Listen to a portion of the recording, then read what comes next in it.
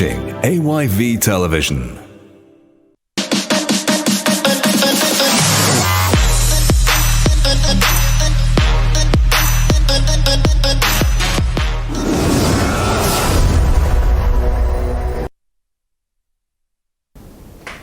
Good evening, viewers, and welcome to another episode of The Woman's Place, your weekly women's health program, coming to you live on Channel 33 AYV Television.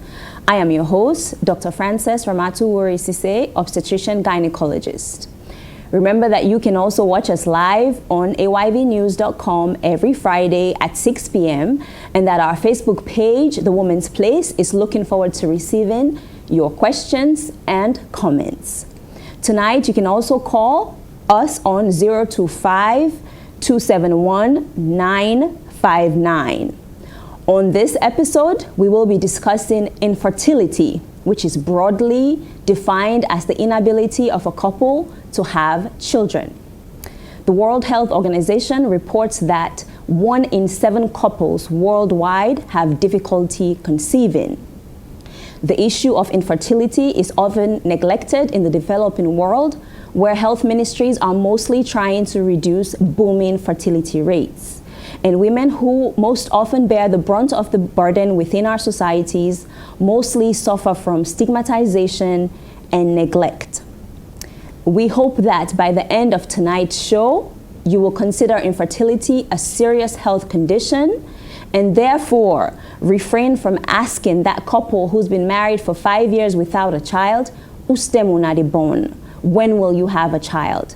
We truly never know when people are suffering in silence. We sent out a reporter to find out what citizens think about the causes of infertility. Let's have a look. The challenges that we're in the face in great. We come to the man side. Like man, some man they not can bother for get picking. Woman can like where he get picking. Any side where he pass they go, they want see in picking. One, some of the things that were the cause for the woman no get belly. Low sperm count. Where the man is sperm low, you not able to fertile the woman. That's not able to make it get belly. 2, infection. If the woman get infection, severe infection, we cannot go able to carry the room. 3, what do they try for say? Number 3, if the blood group no match, that woman not able to get picking. Like example, if the man are positive, then the woman are negative. There is no count the woman go able to give belly. Some of we the woman them, we not can get the problem because of we go through severe tests there at the hospital. But when it comes to the man, the moment the woman tell the man say, "Can I go hospital? I go do some tests them," the man not they do one. The man where they wear tight boxer, that's all they kill the sperm inside the womb. At times, the problem can come to man. So man, he gets weaker sperm. The sperm cell, it operates. It up the man, woman, but in order to operate, the wife operate because we get some man in the sperm is full of dead cells. We get about 450 something sperm cells we're capable of impregnating a lady. But those sperm cells are not capable enough to pregnate a man. You're not going to pregnate her. So that can cause down one factor, and another factor can seemingly come off from woman.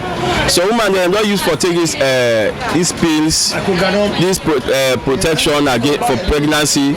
Some protection prevention the way they take for they not get belly. It make the womb they starve. Barrenness. I don't say that the man, you know, because there are times God makes certain people, God not make all man for born picking. So people they go the car, they naturally so and can so they go. But men also don't barrenness, mostly not to the woman there. Yes, because every man they try to forget picking, but woman they back need boku prevention. The injection, captain ban, they say now they go and borrow, you go pull them. But no day, they don't reach menopause. You know, so woman 40 years old, I go say, and then they born again. So woman they 50 they born. But that boku prevention back, it can cause all the things in there. It can might be say the man and the woman the blood no match. So woman and kinde sometimes I want to pick go again and belly might be on go pull belly. So it can possibly say we married, it can take a while. For like get belly if not easy. That's not new idea. Yes, it can be so back. and the man not can get the same blood. So man back in you and not strong. Sometimes you have to get for a long time, they cannot the other way, they can't energy not again. Now just embarrassment, not human. Now you can get because some man they decided a man in the part because some man they embarrass even to the man in family safe. Some they costume and say barrel. Well sometimes to the woman make if you say the problem. Some back it can be seen at the woman because of well Belena one.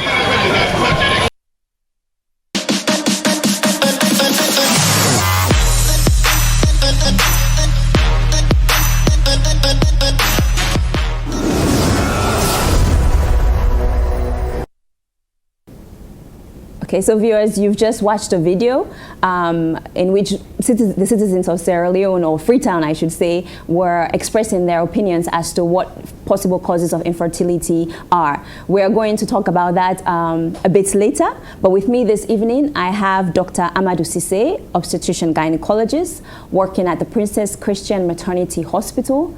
Please say good evening, Dr. Cissé. Good evening, viewers. Thank you. So we're going to talk about the video a bit later, but let's start from the beginning. I mentioned earlier like a broad definition of infertility. I just said inability to have children, but break it down for us. Tell us what the definition is for infertility. Yes, infertility actually is the inability of a couple to conceive after being together, having regular coitus for a period of 1 year. And then they are unable to conceive, then we say they are infertile. Generally, we look at couples that are a bit older, we give a slightly lower duration of time, so about 6 months or so. But generally, it's 1 year without conception, regular coitus, and unprotected, no contraception used. So you just, first of all, you just use the word coitus. Explain what that means before we go to what regular coitus means. That actually means sexual intercourse between a man and a woman. Yes, and then you said regular, because I mean, we know that we have patients, we see patients sometimes and they say, well, my husband works in the provinces and I'm here in Freetown and we're trying to have a child. How would that work? What is regular intercourse? What are we talking about? We expect, say 2 to 3 times a week. But generally, there is no universally accepted duration or frequency of having sexual intercourse. But we think with 2 to 3 times, in fact, it has been documented that 4 times or more a week have higher pregnancy rates, generally. Okay, thank you for that clarification. When would you say you have peaks for fertility? Like which age group would you think you have peaks for fertility, and when would you say fertility begins to decline? In a woman, I mean, we're talking about it. Women in their 20s, early 20s are the most fertile. Say by the mid-20s, 24, 25, there is the peak of their fertility. And thereafter, towards the end of the 20s and the entry of 30s, fertility starts to decline. And it declines progressively over time after 30 years. By the time they get to about 40, fertility is much lower, for women. The same is generally true for men, but men it's slightly lesser. Right. Men actually cope with, can actually conceive even at a later age. Exactly, you have old elderly women, so you have elderly men having children. Yes, so you have elderly men. But again, you have to note that with age, the quality of the sperm cells decline. The motility also decline, and this is also true for men. So even elderly men have their fertility or conception potential decrease over time. That happens. Okay, so now we're talking a lot about, fertility. I mean, we know in general, I know most people who did biology, we're talking about how a man and a woman gets together and make a baby in general, right? But we're going to play a video which is going to show basically what happens within the woman's body, how the sperm gets into the woman's body, and how a baby is conceived. So we're going to go through that video, and as the video is playing, Dr. Cissé is going to be giving us a step-by-step. This is basically just for general understanding, so we know what happens. So when we come to talk about what are the possible causes for infertility, for example, you would know exactly which part of the reproductive system we're talking about. So let's go to that video right now. Go ahead. Yes, what we have on the video, as we can see, this is the female reproductive organs. We can see the womb, we can see the entry to the womb, we can see the vagina, and then the two round structures on both sides are where we have the eggs being produced. Now, if you take a close look, this is one of the areas that produces eggs, which we call the ovaries.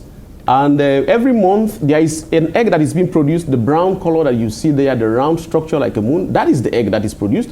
And it moves into a tubal structure. As you can see, there are finger-like projections into which that egg moves. Now, as it is moving, you can see that there are ciliary structures that actually help push it, towards the womb. Now, it moves in the direction of the womb. The womb is what you see at the center, the big red cavity there. Now, look, as you can see, there are small ascending structures. The little ones you are seeing swimming upwards, those are the sperm cells. And where are they going to? They are heading for the egg that is situated within the tube. Now, as they approach the egg around the tube, okay, now we see that they are now close to the egg. As you see them advancing, now they come around the tube, they are attracted. Now, what happens? One of them tries to get entry into the egg. So not everyone wins. Not everyone wins, yes. One enters. Millions of them swim. A lot of them do not make the journey to that point. Exactly. But then when they arrive, one enters. And the one that is successful to enter actually is the one that carries with it its genes. Now, that causes fertilization. Now, this is a fertilized egg now, as you're seeing. Fertilization is when the egg and the sperm meet exactly, in the tube. In the tube. Now, see what is happening to the egg that is fertilized. It is breaking down, it is forming new cells. It is dividing into multiple cells. And as this division process continues within this tube, now that division process continues, then the egg continues to move, which is now fertilized egg, having this sperm material inside it, and it moves and forms a ball. This ball structure is actually what comes into the womb. It is now inside the womb, inside that cavity. Now it is finding a right spot to attach, to implant. Right. And when it attaches to that right spot, it will implant and start growing in the womb. As you can see, it's burying. It buries into the womb surface inside, and then it's like, just like you have a seed growing or germinating. Exactly. That is the exact thing that happens. Exactly. And then it forms multiple layers. These are what some of the structures of the egg now. It forms multiple cells, multiplication of cells take place, and then it continues to grow, mind you. It continues to and this is a process that takes over days and weeks as you're going. Yes. So it's not immediate. It's about 5 days, and then it grows to form a fetus. This is the baby that we are seeing. Exactly. So, by and large, that is what happens. Very good. So we hope you've been able to understand, because as we get to discuss further about infertility, we want to know, first of all, how a baby is made. And so that video, I hope you, the audience out there has been able to understand the processes, at least the basic processes that occur when it comes to fertilization. So what are the types of infertility? Infertility, generally, we classify them into primary infertility and secondary infertility. Basically, what that means is primary infertility is a couple being together for that duration of time, which I just talked about, a year, having regular intercourse, sexual intercourse, and not conceiving. But if the woman or the couple have had a child before, then if they are now seeking for a second child and there is some challenge actually in getting a second child, we refer to that as secondary infertility. It basically means this couple has had a baby before, or this woman has had a baby before. Or the man. Or the man. Yeah. and now he's trying to get, that is secondary. Yes. Primary, they have never had a baby before. That is just about whether or not they have had a child before. Right. And then also when we talk about fertility now, we're talking about, we can also talk about the different, genders. There's male infertility and there's female infertility. I know in this part of the world, mostly when we talk about infertility, it's the woman, it's her fault. It's a reason, it's a fault with her, but there's also that. And let's discuss what are the current percentages when it comes to the different genders, as to what percentage approximately males contribute to infertility and also females. Generally, they are roughly equal contributions, roughly 40-40. Repeat that. Yeah, that's very important, a very important message to be said. Generally, about 40% of the time, it's the male, and about another 40% of the time, it's the female that has a problem. And we have about say 10% of the time, of 10 to 15% when both of them have the problem, and about 5% when we cannot explain. Having done all investigations, we cannot explain what the cause is. Yes, but they contribute almost equal to the problem. But that is actually not what presents to us generally, or what happens. Exactly. Men generally think the problem of infertility is a woman's problem. Exactly. But then it has been shown that men actually contribute about 40%, almost equal to what women contribute. Exactly, that's true. So we've just watched that video where citizens of Freetown, you know, some people were voicing out their opinions as to what are the possible causes of infertility, and I was actually very happy. There were some truths to it. I mean, some not so, you know, truths, but there was some truth to it. So let's discuss this, because I think this is the brunt of the issue, right? When we talk about why this couple or this woman or this man is not capable of having children, let's start with the females. Let's start with the females. Let's kind of go, you know, step by step as to what the possible causes can be. Okay.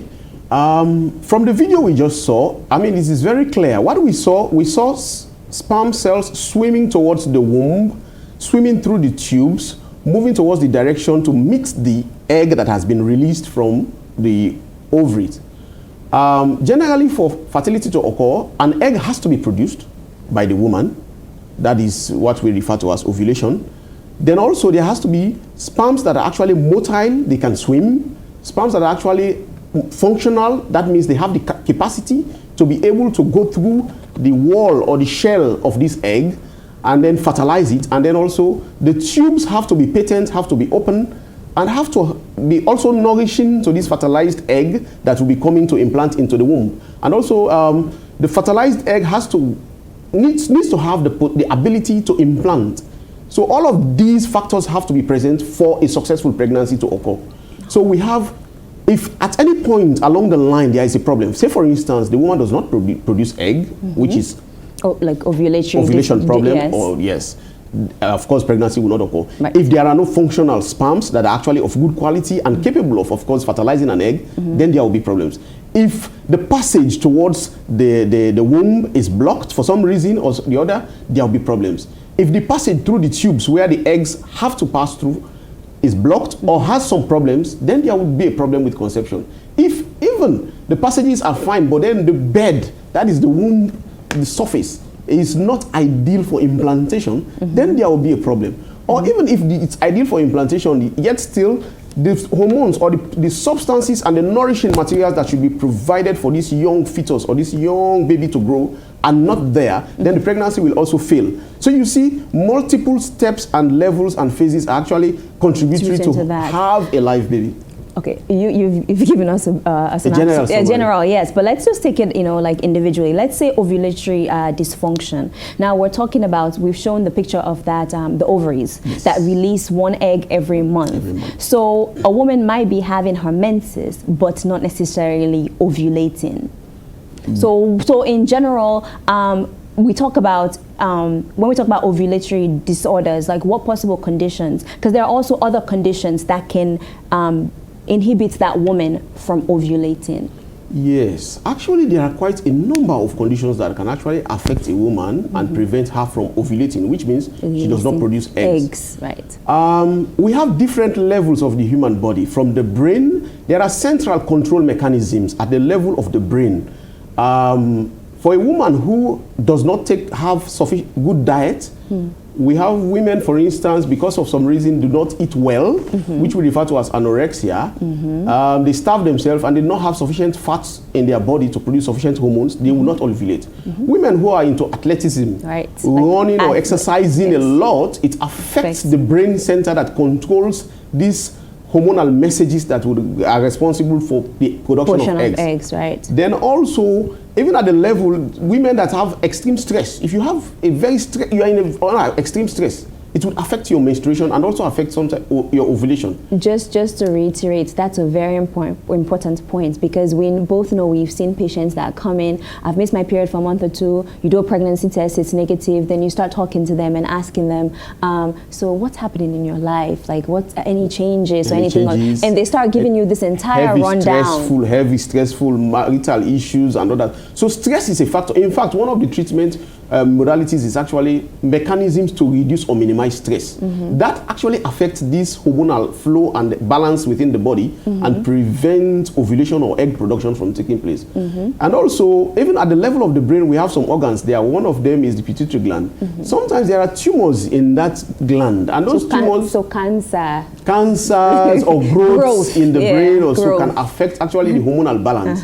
And also sometimes the way the ovaries respond, the way these organs also respond to the hormone, there can be some faults and problems in that. There are conditions like we call, say, polycystic ovarian syndrome, which actually affect women, extreme obesity, excessive weight gain or weight loss. Those are all factors that can actually affect a woman's ovulation or egg production. So now we've talked about, in general, ovulatory disorders, but now let's come to the womb itself, the uterus, right? Because there can be conditions in which we've seen the video where we talk about implantation, for example, where implantation would not be possible if certain conditions exist. So let's talk about that one. Yes. Now, there are a lot of conditions actually that things that can go wrong with the womb. For instance, some women are actually born naturally with a womb that is actually not well formed when they were babies also in their mother's womb. So the natural development of the womb sometimes can have some defects, which we refer to as congenital malformations of the womb itself. Sometimes there are septum, which are like barriers in the womb. Sometimes the cavity of the womb is distorted. Sometimes even the womb itself, there are scars inside the womb. A condition we refer to as uterine adhesions, intrauterine adhesions. Sometimes there are fibroids which are inside the womb and then pressing on the cavity, the uterine cavity. That is the womb. Yeah, but also when you're talking about fibroids, that's a very important point. I mean, we're talking about the womb, but also it can block the tubes, which is necessary when we talk about fertilization, having the sperm move up to the tubes. Yes, the tubes. If those tubes are blocked, if those tubes are kinked, if those tubes are not in good alignment with where the eggs come from, which we refer to as tubo-ovarian relationship, then that also affects the eggs that are produced do not go through the tubes. They would go somewhere else and produce a pregnancy in a wrong location, which is also another bad thing. Now, I want to dwell a bit on these tubal factors, because in a country like ours where we have huge STI indices and mostly people go undiagnosed, they go untreated or inadequately treated, I should say, or women come in sometimes and they come and you give them medication, their partners are not seen or treated, so you have these prolonged and chronic pelvic inflammatory diseases, and obviously that leads to infertility, as we're talking about. Kindly just dwell a bit on that. Yes, that again is a very key issue. In fact, in our part of the world, one of the key factors that contribute to infertility in women is actually infections of the pelvis and then the pelvic organ or the genital organs.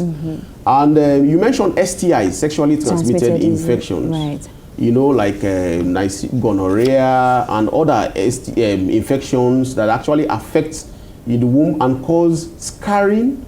Sometimes the tubes get scars within the canal, the lining, and that blocks the tube. Sometimes the tubes get adhesions that actually kink or change the structure or the shape of the tubes. Sometimes also these infections cause inflammatory or changes that actually within the pelvis, sometimes with pain and other factors that make the fluids or these nutrients that these embryos should actually feed on when they are moving through the tubes are not there. So the fluid actually that is produced in those tubes becomes toxic to these young fetus that is just been fertilized. So those factors actually, but generally infections, and the infections actually come from multiple sources. One, of course, multiple sexual partners, unprotected intercourse, as well as even during childbirth. If the process of childbirth is not strictly hygienic or carefully conducted, a woman might go down just after delivering a baby with fever and infection, and those infections, mind you, have the potential to affect the tubes. So, I mean, that was a very good point to highlight, because I think most of the patients that we see and we ask when we're taking a history, we ask about history of previous, well, we usually say you can get discharged and all the rest of it. You can smell bad and all the rest of it. they don't realize how having a condition like that over several months, over several years, can have, you know, long-term effects with their reproductive life. So that's a very important thing, and I was happy. I mean, speaking of that, let's think about that video that we just went through. Somebody mentioned something like that. So it's a very good thing. Exactly. Somebody mentioned infections in women and the like. You know, another thing is abortions. Abortions can sometimes complicate and cause problems with tubes. Abortion is actually a failure of a pregnancy, usually at an early stage. And sometimes it occurs spontaneously on its own. Yes, and sometimes it occurs as a result of the, you know, volition of the woman. The woman herself goes and tries to terminate the pregnancy. If that is not done safely, and also if that is not managed well, and then infection sets in, that has a tendency of actually blocking the tube. The other thing that I need to mention is actually people like to do D&C, which is actually, they call it cleaning. Now, that is, get pregnant. Yes, to get pregnant, which is very wrong. That is not correct practice. In fact, in some instances, the instrument that are being used to do the so-called cleaning are actually sharp instruments which are sometimes not sterile, and they cause trauma to these very delicate tissues of the tubes, the uterus, the womb. And then when you traumatize the womb and then the tubes, that can cause scarring and cause problems. So people should generally avoid routine D&C. Don't just do a D&C like that, or There's go no for such D&C. There's no such thing like cleaning. fertility. Yes, for fertility. Definitely not. No, so that is something that is also fertility. dangerous and affects tubal,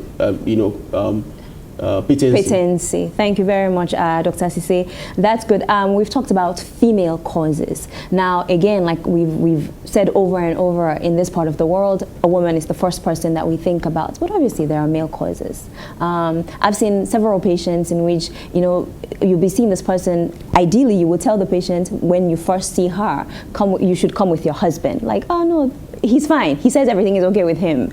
So then, obviously, when you do all your of your tests for the female, you find out that everything is okay.